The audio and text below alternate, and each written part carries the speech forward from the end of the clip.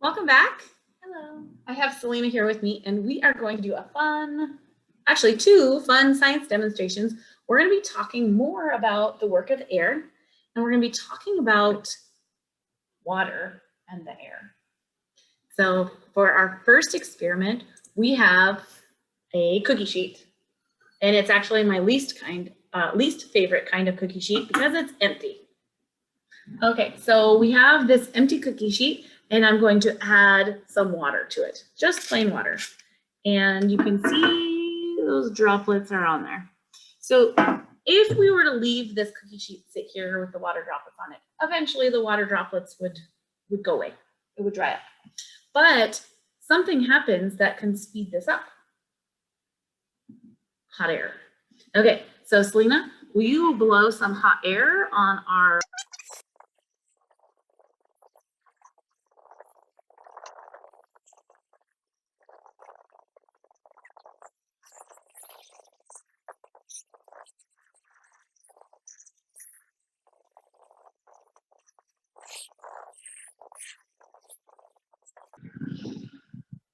Okay, so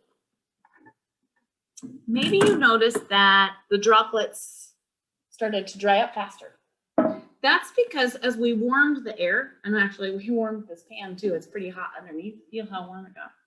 As we warmed this pan, the air around it got warm and the pan got warm, and there's something special about warm air. Warm air holds more moisture than cold air. And so as this air got warmer, it was able to collect and hold that moisture in the air, as opposed to before when we sprayed the water, the air above the tray was cold. And so it couldn't pick up the moisture and carry it as easily as it could when it was warm. And so we call this process of the moisture being picked up into the air as evaporation.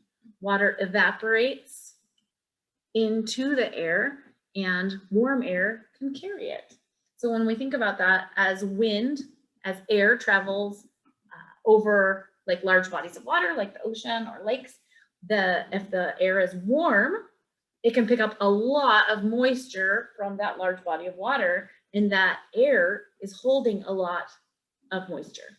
And as it moves onto land, say it comes up and comes up to a mountain, and that air can't go through the mountain, it has to lift and go over it.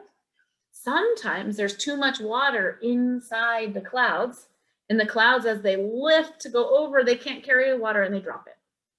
You might remember that all the way back to the great story of Coming of Life, when we talked about how the ocean got dirty because the air was moving back and forth and water was going for a ride and rock was sitting there in the way.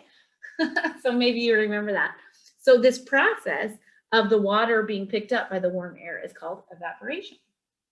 So I want to show you another part of this process, but we need we need to switch out the experiment and show you something else. So hang on just 1 second. Okay, I needed to go get our saucepan here with some boiling water in it. But before we talk about the saucepan, I want to talk to you about something my children did. The other day, I walked into the bathroom after one of them had taken a shower, and somebody had drawn all over my mirror. In fact, they had drawn some Among Us dead bodies with the bones hanging out all over the bathroom mirror. And I was like, are you kidding me?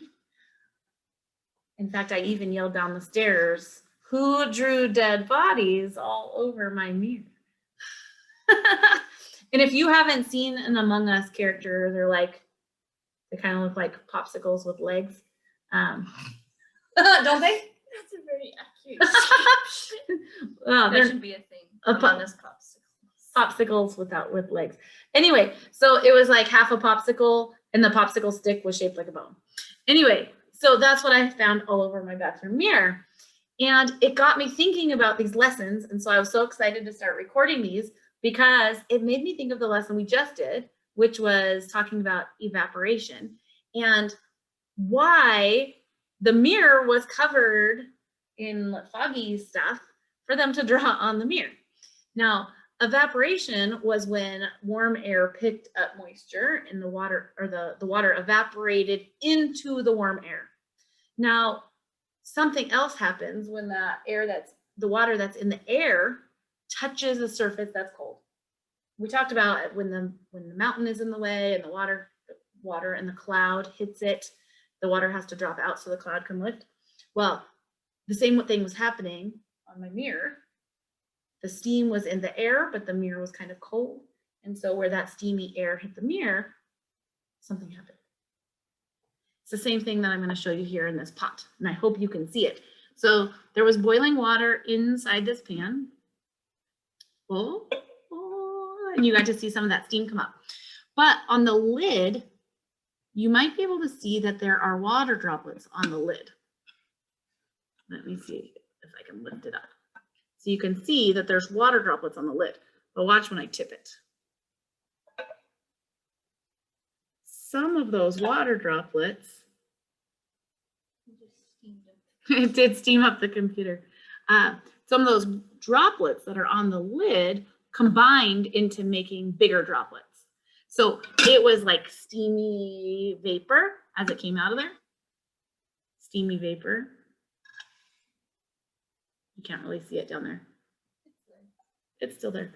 So steamy vapor are really, really small particles, like moisture particles. But when they get trapped like on the lid or on the mirror, they make bigger droplets.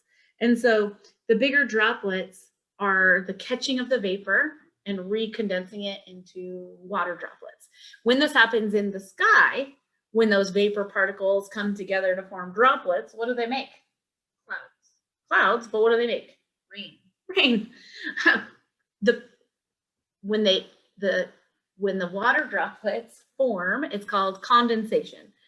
And so they form droplets that make clouds, make different shapes of clouds, depending on the temperature and how windy it is and how much stuff's going on. And lots of things can happen, but it's called condensation and it makes water droplets. And so I have this chart.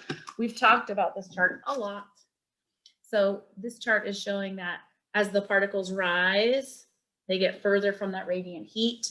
The particles rise until they get really cool. And then the air is really cold up here at the top of the mountain. And so the particles down here at the bottom of the mountain can hold lots of moisture because the air is really warm. But as the air rises, it gets cooler and cooler and it has to drop a lot of that moisture because it can't hold on. The air is too cold and it can't hold on to the water. And so we get often a rainy side of the mountains and a dry side because once it's come up here, it's dropped all that moisture it couldn't carry. And as the air comes down on the other side, it doesn't have a lot of water in it anymore. And it can hold more because it's getting warmer. And so often mountain ranges have a rainy side and a dry side.